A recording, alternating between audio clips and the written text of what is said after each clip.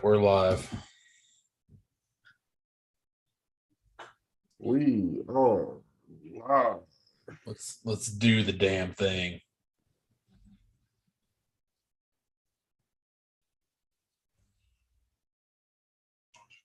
Dude. Did you ever see the round that Paul Ulibarri shot today? Did you ever look at it? No. Nick Smooches are nice. What a good title, bro. Well done. I do my best, I can dig it. Drop you the link. Send it to the homies. All of the homies. Not just some, all. Okay, let's see here. 3 absolute bangers on the docket for the day. Check us out. Check is out. I think not. Autocorrect. You can't fool me.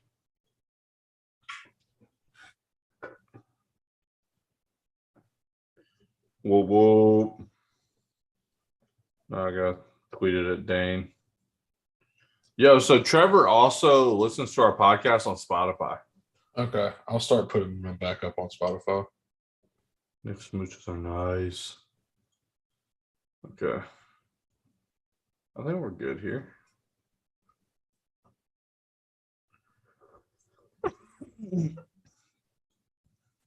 I have to be up so early in the morning. Yeah, what does that feel like? Yeah. Zero fun, sir. Oh, I mean, at least you're not like waking up to go to work.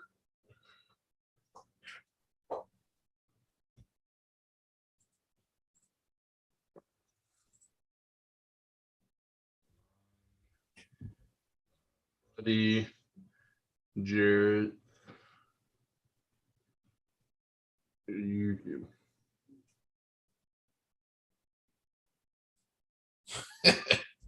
What?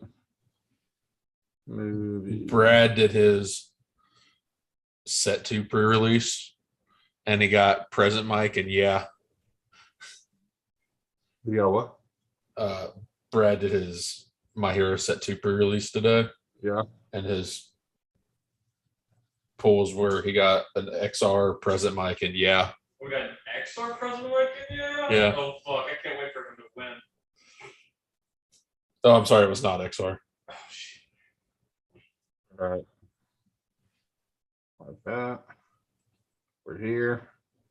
Hit play. The XR present mic, yeah.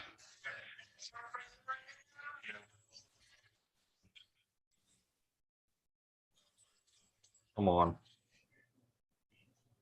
I'm trying to get my sound. We're here. Okay. My sound is a sounding. It is reverbing. All right, let's put up these IMDb's real quick. Unbearable. Way to massive talent. IMDb. All right, one down. Northman, IMDb. Put that up. Fire movie. That movie was fire, boy. And then the bad guys. I'm a bad guy.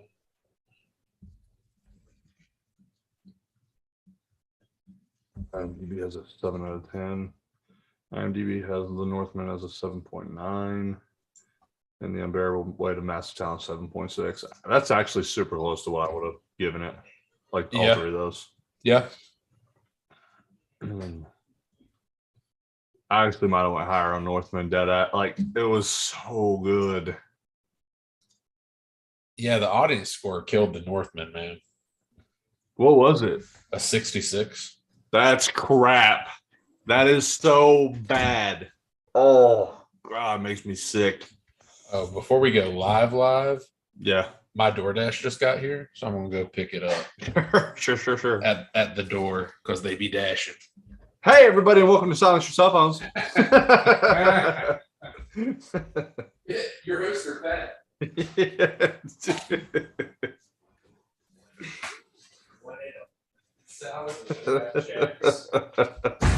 I had Jack's for lunch, dude. Let's go. Yeah, I was gonna order Popeyes, but they were like, it closes in 5 minutes. And, yeah, well, what's about to happen if I order from there? Fun fact: the CEO of Jack's is a member of my church. Like your actual church, or like Just just like the Church of my Mormon? my actual church. Is that what it's called, the Church of Mormon? No, it's the Latter-day Saints. It's like the Book of Mormon, but Right. Mormon's actually derogatory now. We don't go by that. I mean, saints do like ladders. Ladders. No. So he goes to my actual, like he has a like a post with he's part of the bishopric basically at my church. Yeah. Like my actual ward. Yeah. His name is Todd Bartmus. If you look him up, he'll be the acting CEO of Jack's. I won't do that. I'll take your word for it. It's pretty awesome. We get free Jacks whenever we do stuff like service projects. Nice. Yeah. Nice. Anyway, got everything pulled up. I think I'm ready. All right. Well, 3, 2, 1. Oh, I wasn't ready for it. Ah! Hey, everybody, welcome to Silence Your Cell Phones. My name is Kevin, here as always with my buddy and my disc golf partner, Jarrett. What's going on? I like the three, the three, like in Wu-Tang. Europe. Yeah. Were you going to say Wu-Tang Clan? Yeah. Is that a thing they do? I don't know. I don't either. So we have a really cool show today because it's a few movies that we saw last week that we are super excited about. We've been excited for it.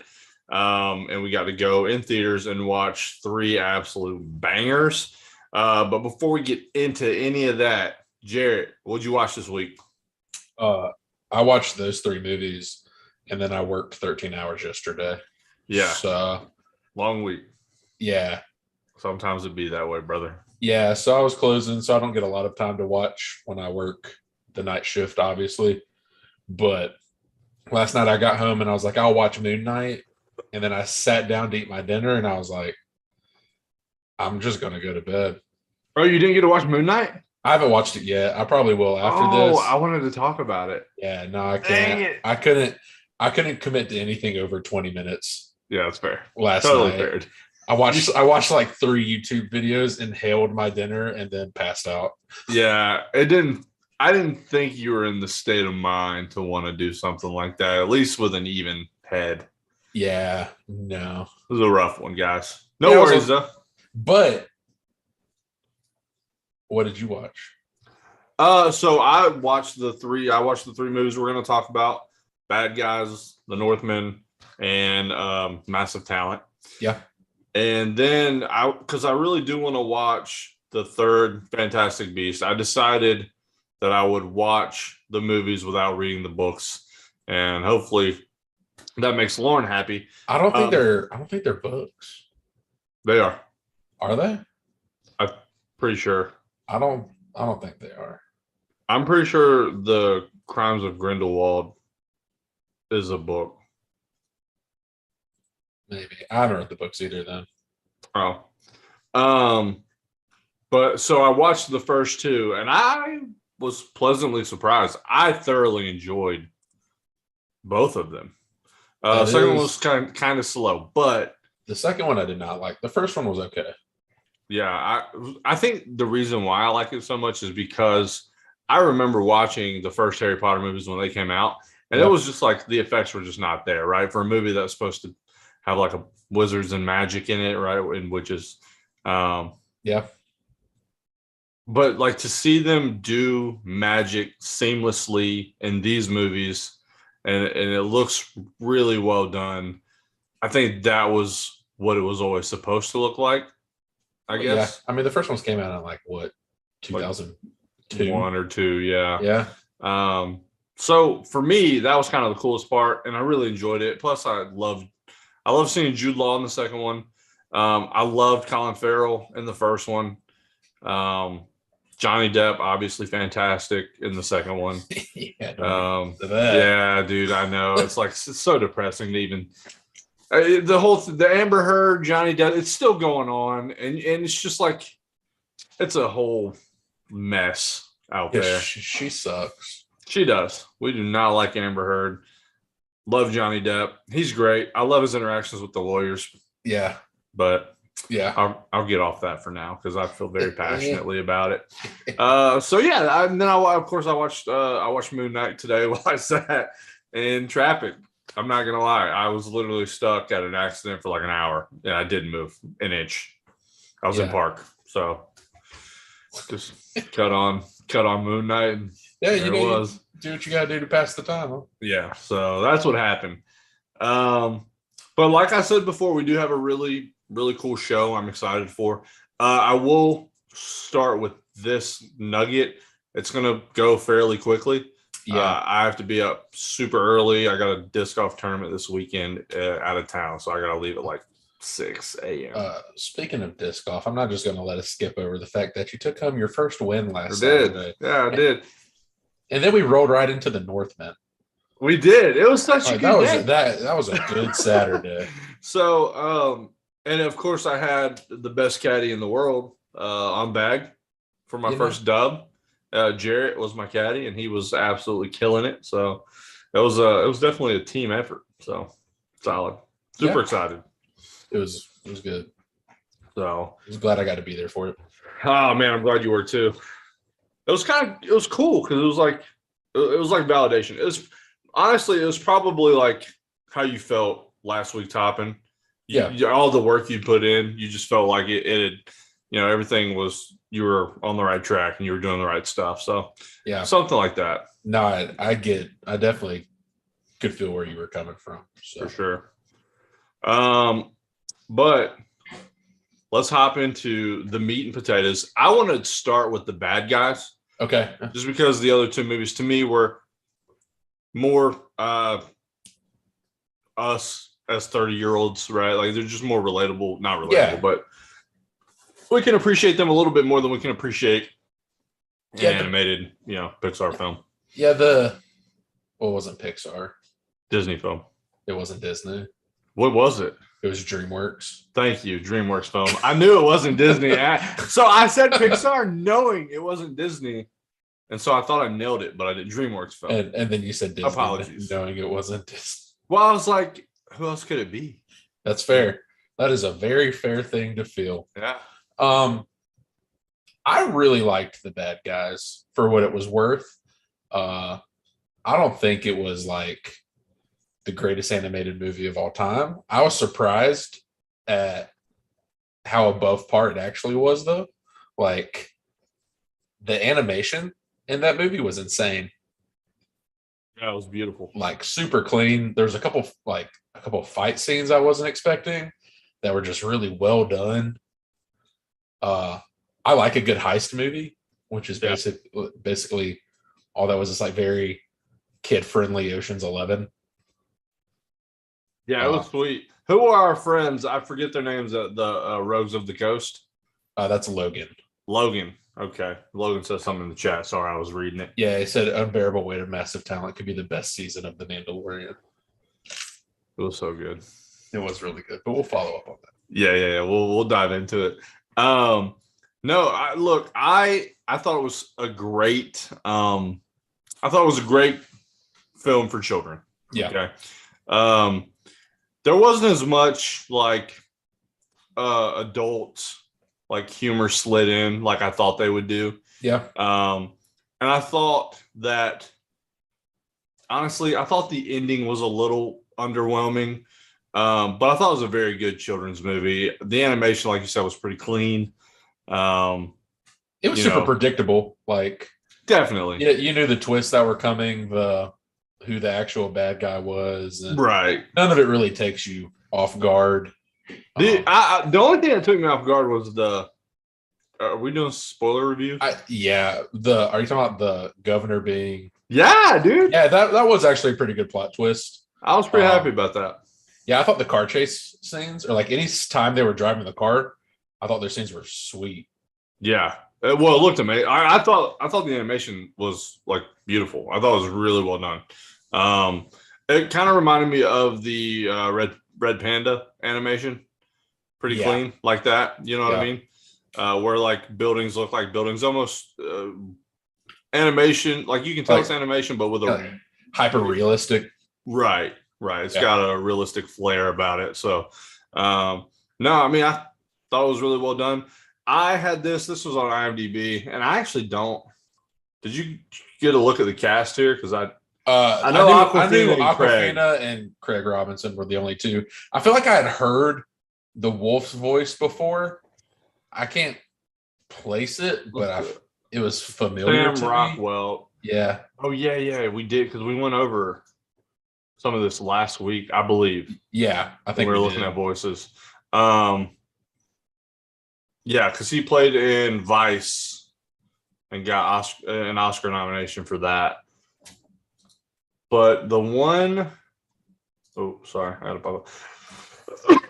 Yeah, Professor Marmalade was the what was that? Neighborhood Watch with Ben Stiller, Vince Vaughn, and Jonah Hill, I think. Yeah. So I like him a lot too. So he's really funny.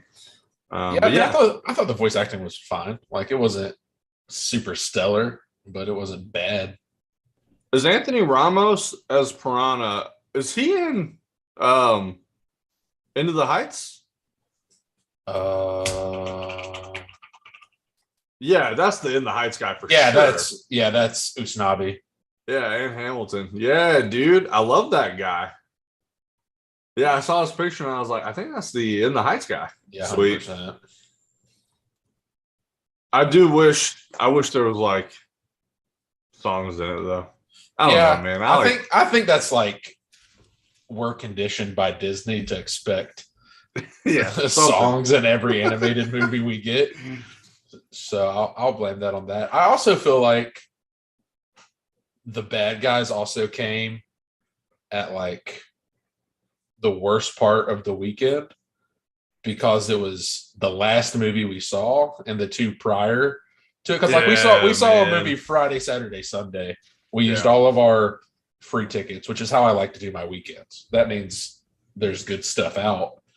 But I mean, between Massive Weight and the Northman, like so hard to follow. I was on such a high for movies that like after that it was kind of like it's fine, but we just saw like Master. Well, here's the thing, dude. That I mean, honestly, the bad guys could have sucked, and it wouldn't have mattered. I just said it was an alright movie because I can't, in good conscience, make what I would say is a fair judgment after seeing two of possibly the best films of the year. I think that is like between those two and then seeing like everything all at once, like a week prior. Yeah. Like this has been the most off guard for like April. I don't expect movies to be like, oh yeah, these are Oscar noms. Yeah. Hands down. Yeah, absolutely fair. So since we're on it, let's go ahead and hop into one of those films because I'm super excited to discuss what we saw. Which one would you like to do first? I guess would be because for me it doesn't. I could care less. Let's go with the Northman and then Unbearable. I feel like if I had to guess what movie someone saw this week, and it's probably Unbearable. Sure. So, we can go with the Northman.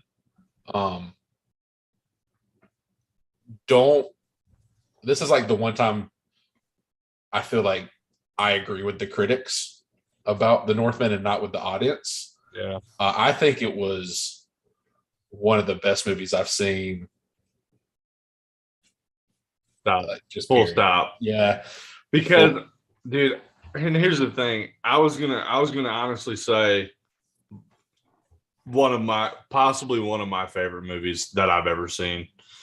Yeah. Because it was so good. top to bottom, like plot. There was no holes, nothing you could like poke at for real. The shots were beautiful. The choreography, like it had the whole package, man. And like, I don't know, it was a great story. I actually, it was funny because I was watching, oh yikes, the host of, my brain, it's late. The show, What? the YouTube show, the trivia show. Oh, Christian Harloff, thank you. I was watching Christian Harloff's review of the film, and he was talking about like how fantastic it was.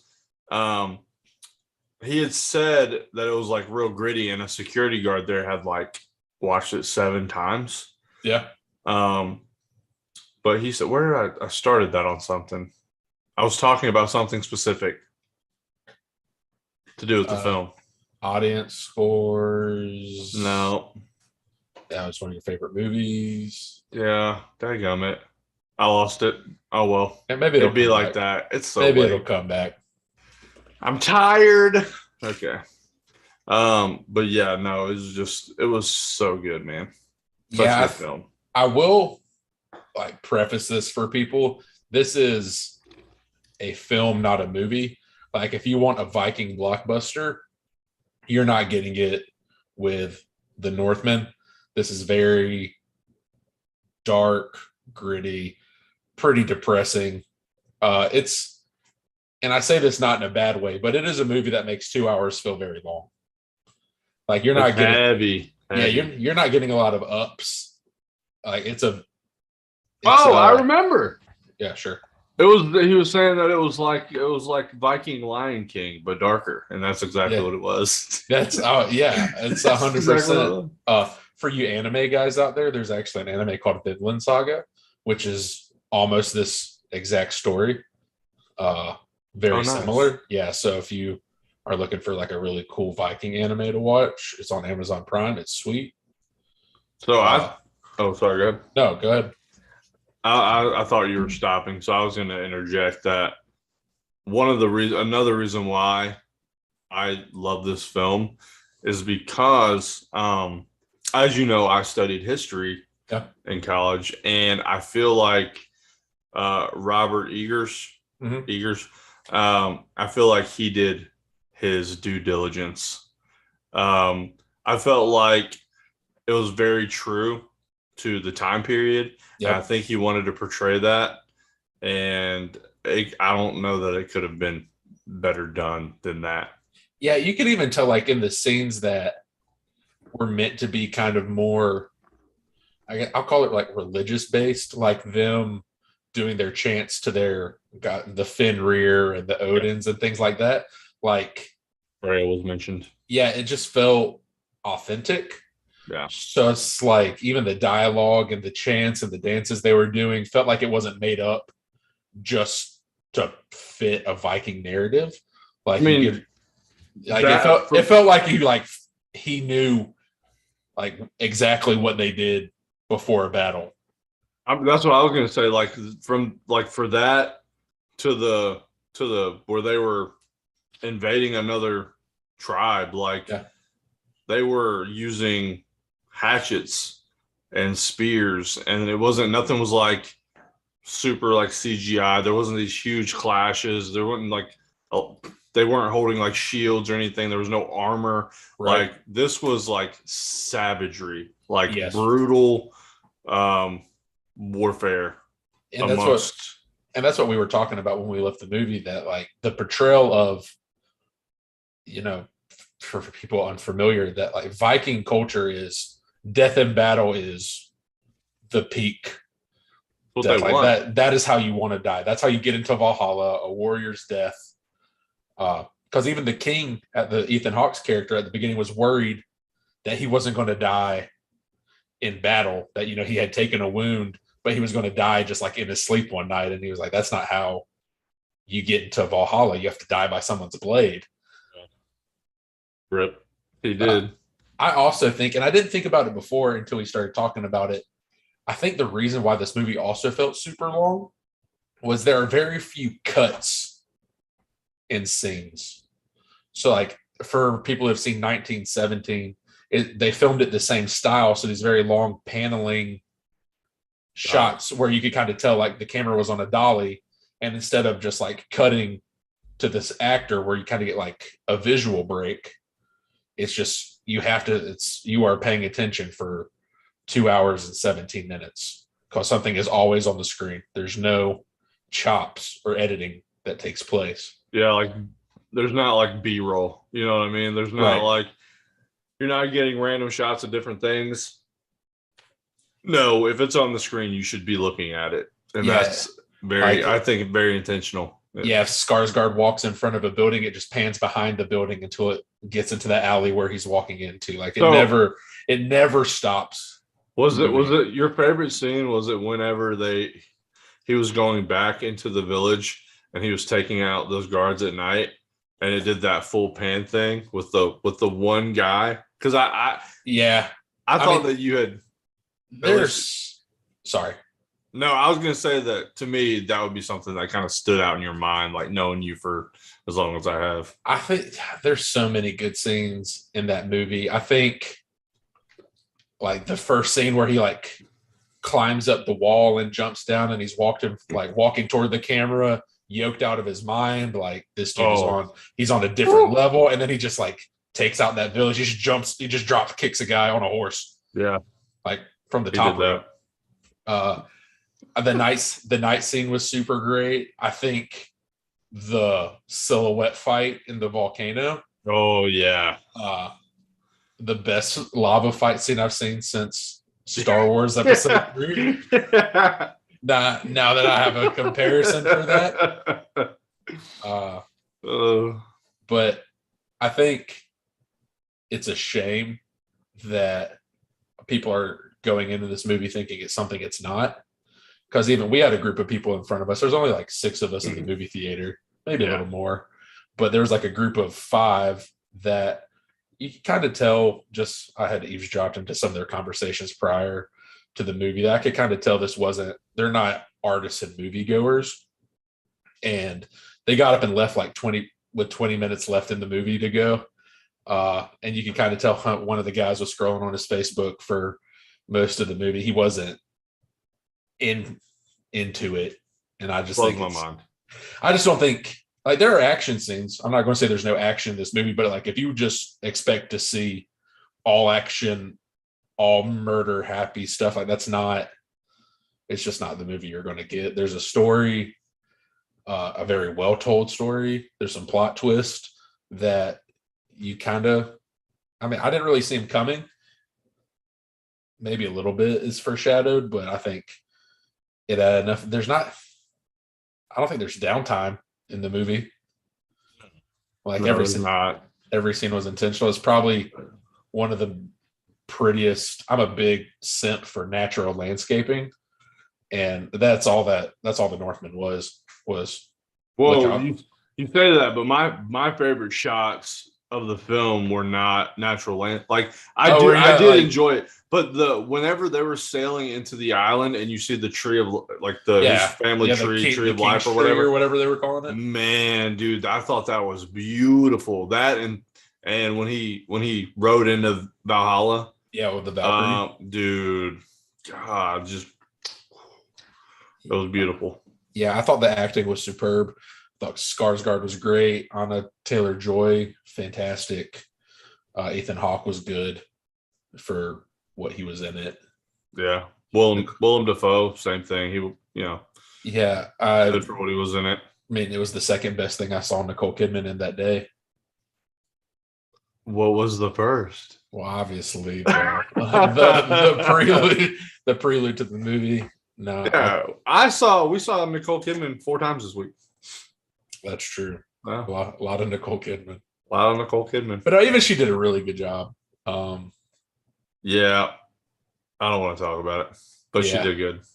Yeah, I mean, you don't have to like her character, but she was. I did not. She was good. She was good as the character. No, she was. She did a good job. Like, I don't know, man. I enjoyed everybody's role in the film. I up and down. This is one of the most complete films I've seen in a long time.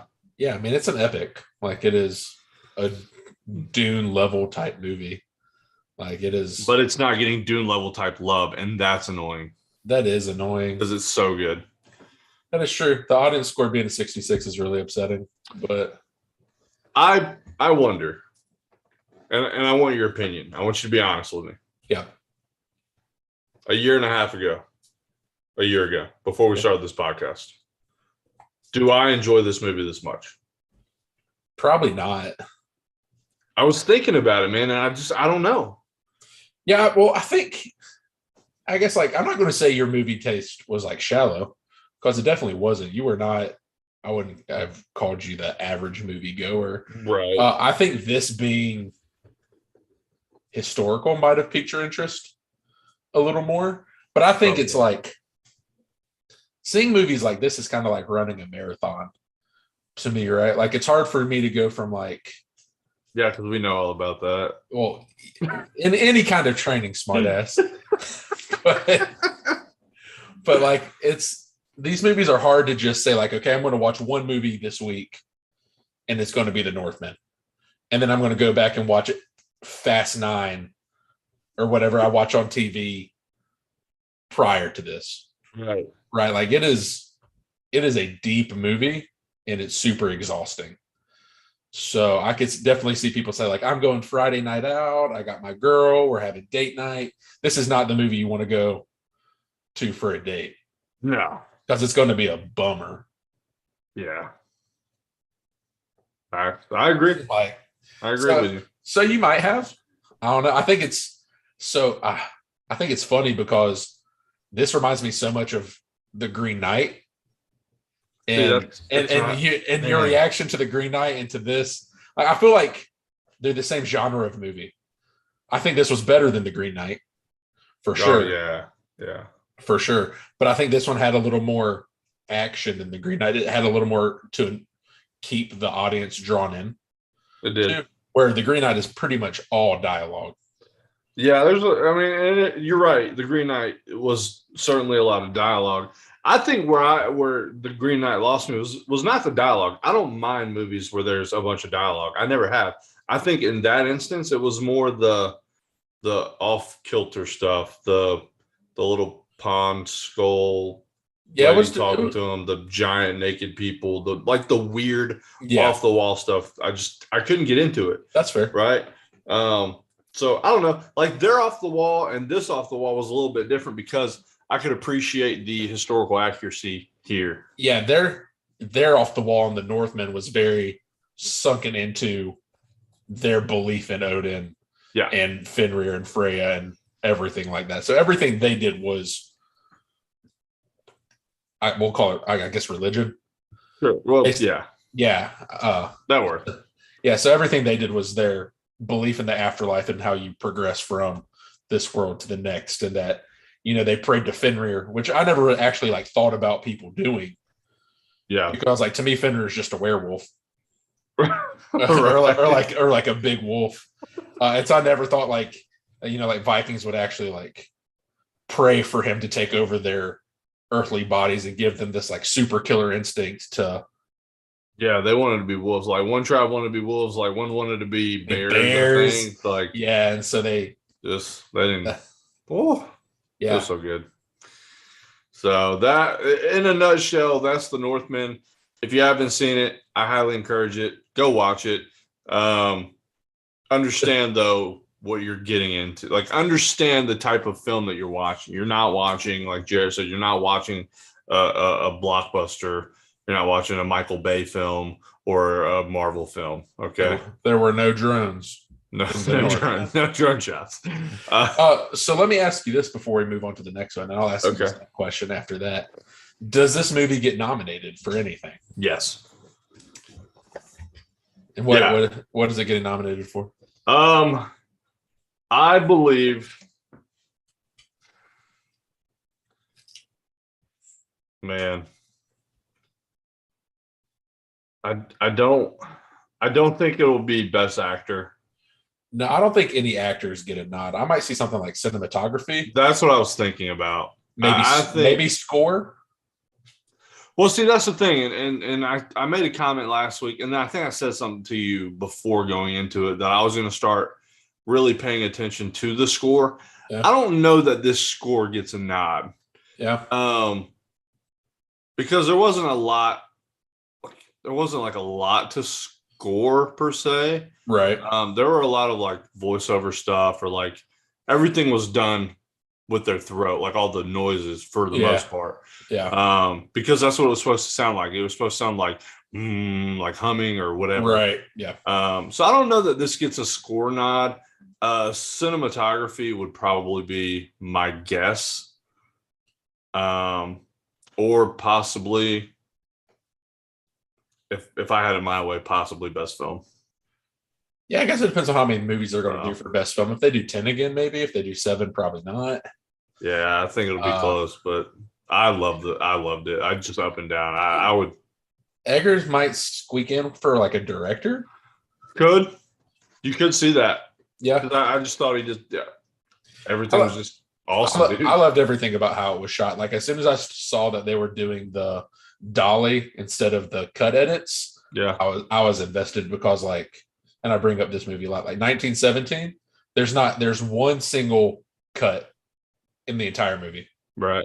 There's never a time where the camera cuts off for the entire film. You think screenplay has a chance here? I don't think I understand that category enough. Sure. To really know I don't know like screenplay correlates to movie, or like maybe they had to read the screenplay to get it. So that would be something I would have to do a little more research on. So I honestly don't know anything about that category. All right, so how about let's do this. I will focus on score because that's something that I really want to get into. Sure. And I want to look at and understand what I'm looking for when I go to a movie. And you look into the screenplay. Sure. And we'll compare notes, and we'll do it that way. Bet. So, well, let's hop into the unbearable weight of massive talent.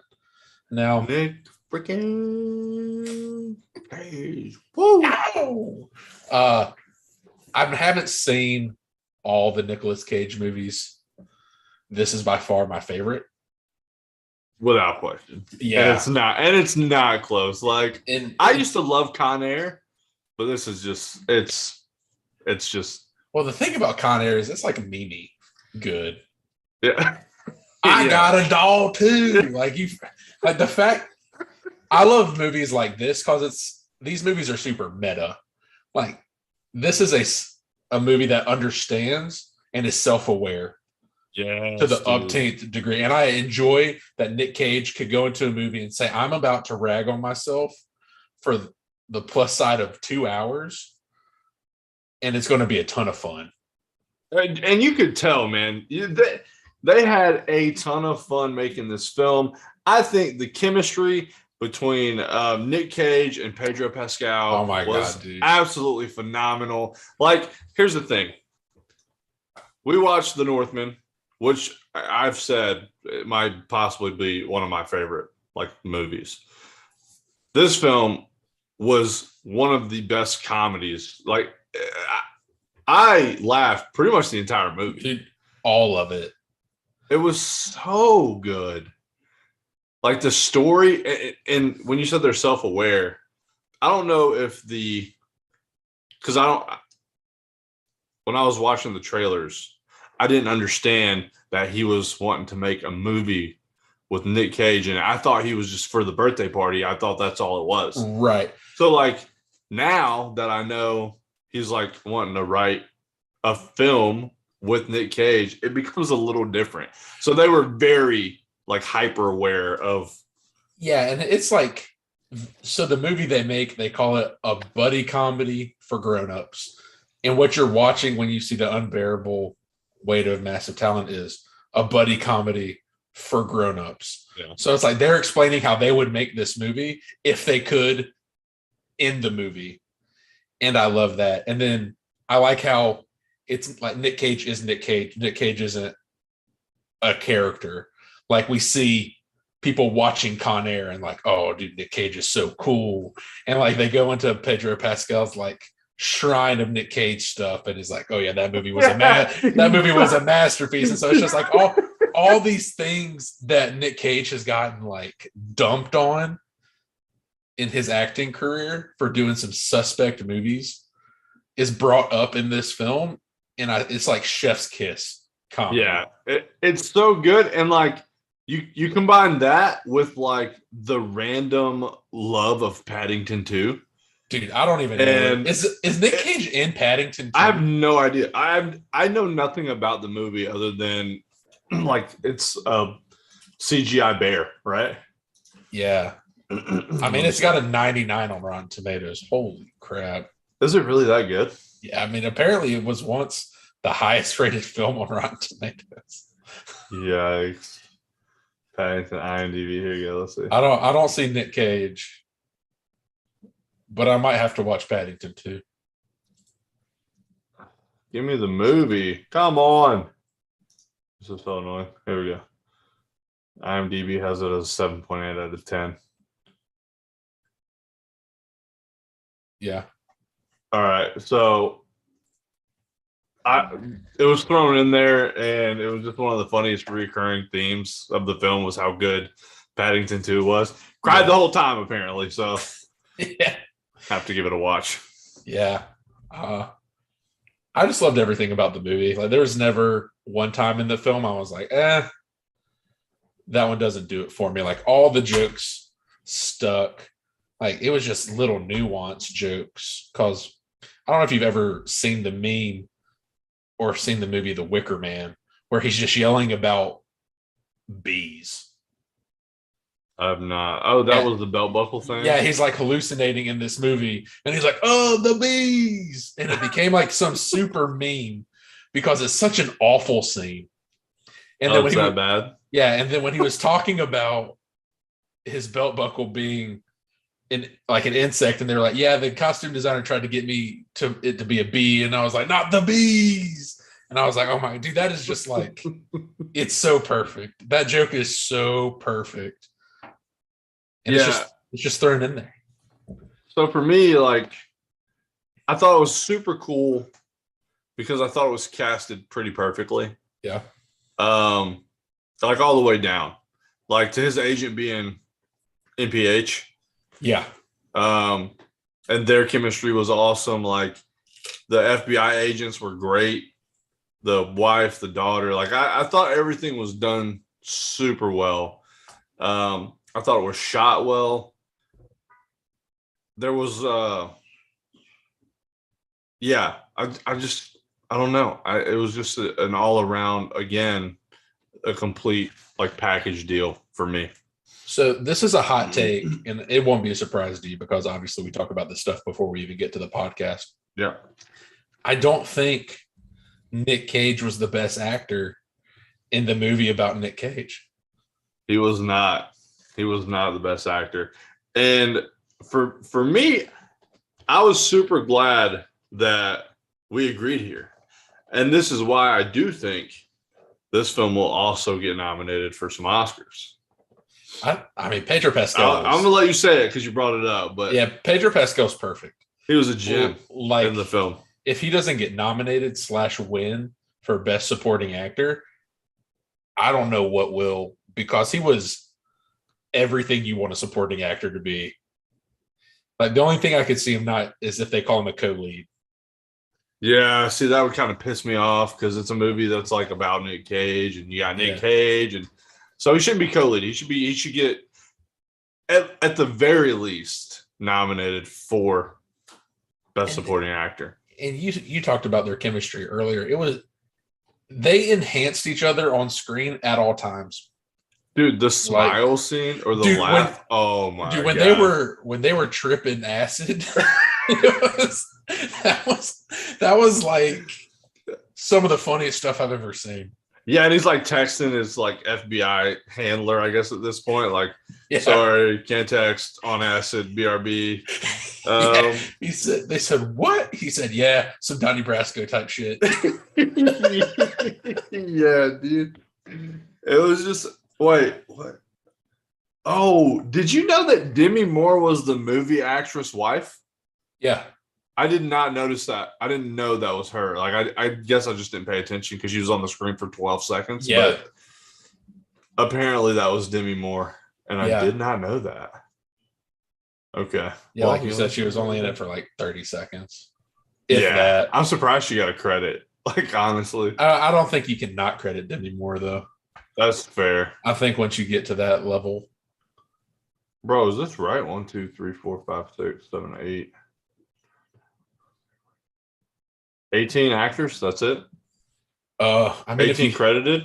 Is that real? If you think about it, the only people with talking lines are NPH, Nick Cage, Pedro Pascal, the FBI officers, and then Pedro's girlfriend and his cousin. Oh, wow. And then, like, the one girl they kidnap where she thinks it's so awesome that Nick Cage is saving her. Yeah. Yeah. I mean, what would you do, though? Like, it'd be like the same thing. Like, is that? But I mean, like, what? 99.9% of that movie is just Pedro Pascal and Nick Cage broing it up. That's all it was. It was a bro fest, bromance. Yeah. And I didn't know I needed it so bad. It was one of the best films I think we'll see all year. Just had everything, man. Yeah. And that's saying a lot for a comedy, because usually comedies are like, they're in their own lane. They're niche, they're funny, but you're not talking about them as like, oh dude, this is like movie of the year type stuff.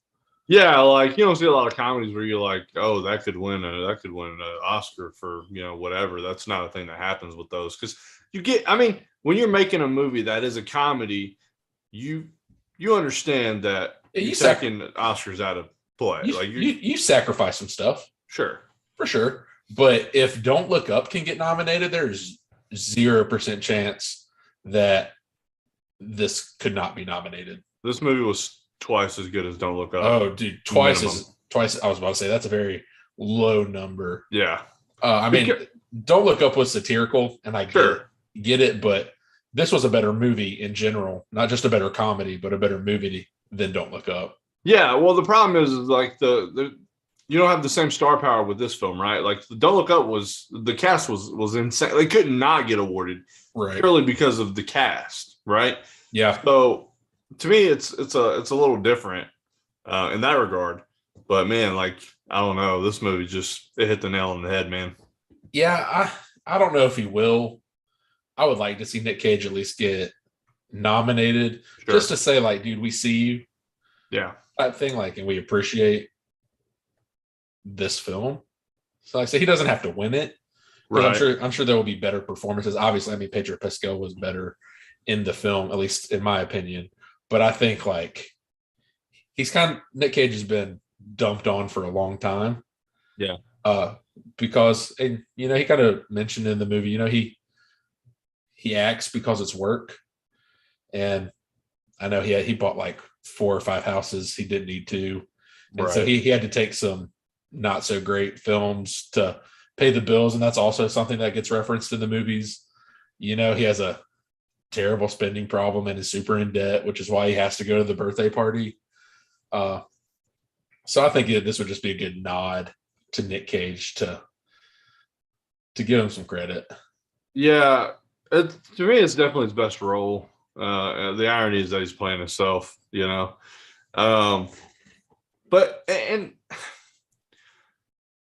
it's not that I don't think Nick Cage is talented, right? And it's not like he wasn't even like he was good, really good in the film. He was really good. Like I'm not saying like Pedro Pascal was just on a different level. Yeah, exactly. So like even in the film, he did a great job. It's just that to me and Pedro Pascal was just like that guy, man. Like he was just that good. He was. I just loved every second. It was just one of those like when scenes where he wasn't in there. I was like, dude, I wish Pedro Pascal was in this scene. And then he would come on screen. I'm like, yeah, there he is. Here. There's my boy.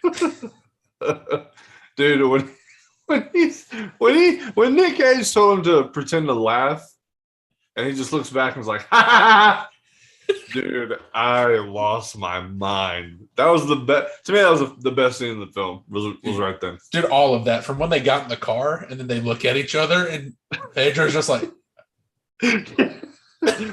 Or like him sneaking behind the fence, yeah, right?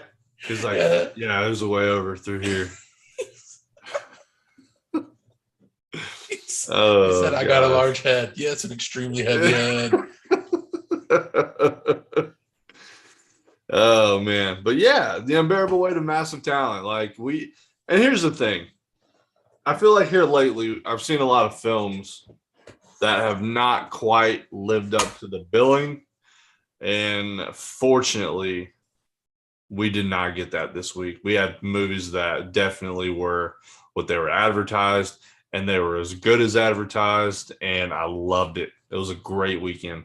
Yes. And I'm glad we got it this week because it appears that there's nothing coming out this weekend except for the Downton Abbey movie, which I haven't seen the show, so I doubt I'll see the movie. We will not watch that film. So, yeah, but if you're on Netflix, there's a new animated movie out called Bubbles. I saw that. So I'm going to watch it. So I'm not saying you guys should too. Absolutely. Maybe I'll sneak around and go see Dumbledore. I will probably watch the Fantastic Beasts movie. And What then day are you back from? I won't get back until Sunday night. You want to go Monday? No. After church. For sure. So yeah, we'll do that. So I'll watch the Fantastic Beasts movie, and then I will probably watch Everything Everywhere All at Once. Dude, that movie's so good. So I'll give that a watch too, and hopefully continue the streak of just great movies. I will say there is some out there shit, and I believe it. well, I mean, there's a universe where they have hot dogs for fingers. I mean, that's a real universe, Jared. I've been there. But it does, and I will say this: it does have the greatest Disney reference in any movie that's non-Disney that I've Really? ever seen. Yeah. Okay. I'm not going to tell you what it is. Will I know immediately? It's pretty. I don't know, Jason. Is it obscure? Don't say what it is, but the Disney reference and Everything All at Once, pretty obvious, right? Yeah. Okay. So it's not some weird obscure No. Okay. I mean, it's weird. It's weird, but it's so obviously Disney that it's also Chef's Kiss. I can dig it. All right. It works for me. Yeah. Also, I'll go ahead and give you the topic for next week. Oh. Just so we can think about it. And I'm actually prepared for once. I know. I'm glad you're sitting down. Yeah. I hope the viewers at home are actually here with us to see this monumental piece. But I was watching a guy, Moist Critical, talk about why he thinks Netflix is tanking so hard. And it's not just the ads. But what I wanted to talk about was he had a theory about, or we can do like a pros and cons of binging for streaming services. Okay. So like, Disney releases one episode of Moon Knight a week. Netflix drops an entire season in a day. Yeah. And is there pros and cons for the streaming service? Obviously, we can also do as a consumer. Sure. The pros and cons for one versus the other. Okay. Yeah, I can dig it. I like it. Also, if you find something else you want to talk about as well, do it. Yeah. Next week we'll just have a what's it called? Cornucopia? No. A potluck? No. What's the Jeopardy category for like random stuff? You watch Jeopardy? Not like that. Never mind. I won't watch it without Alex Trebek. That's fair. Rip to a legend. That's But true. in this podcast on a sad note, no, not a sad note. We can just remember to celebrate Alex Trebek. Yeah. And all the knowledge that he gave us. Thank you, sir. But to all you guys, feel free to hit us up on our socials. We do have those. Didn't think I would forget those. Instagram at Silence Your Cell Phones. Oh, nice. Gmail, Silence Your Cell Phone no Cool, S, at gmail.com. Silence Phone on Twitter. You can also just search Silence Your Cell Phones. We are Silence Your Cell Phone subcategory podcast on Facebook. That's right. And I have talked to some people asking why our stuff hasn't been on Spotify lately. I do apologize. I didn't think we were getting that much traction on there. But I have a little bit more free time this weekend than I was anticipating. So I'll try to get those updated and put on. Well, it's only a few weeks behind. I don't think it's crazy. March March 4th, right? Yeah, I mean that's almost 2 months. So like 8 episodes. Yeah, I mean it's not bad. How many And it is episodes do we gonna- have? We've got like 80. It's going to take Frank's forever to load. That was 2 hours. It's going to Yeah, be buff. it was, It's going to be bro. buffering for a hot minute, man. But yeah, so I'll get those updated for you guys. So Legend. our Spotify fans can be there. I apologize for being lazy. No worries, brother. As always, I would like to thank our fans, our viewers, the people who love us dearly every week. Loyal fans, followers. Thank you so much. Oh, wait. Hey. And We'll do that from now on? Is it? Do you want to? Can we, Yeah, from now on, can we Look, do that? I'm telling you. And look, you guys, if you're listening, shoot us a message. Put a comment. If you think we should reenact the Nicole Kidman opening for our intro, because this is something Kevin and I discussed pre-movie about asking one of the managers if they'll let us record in a theater, because it only takes like 3 minutes, and I almost have it all memorized anyway. Somehow, heartbreak feels good in a place like this. Yeah, our heroes are the best part of us. All right. We'll have to do that. All right, go ahead and sign us off. Sorry about that. All right, guys. We'll see you next week, and see you.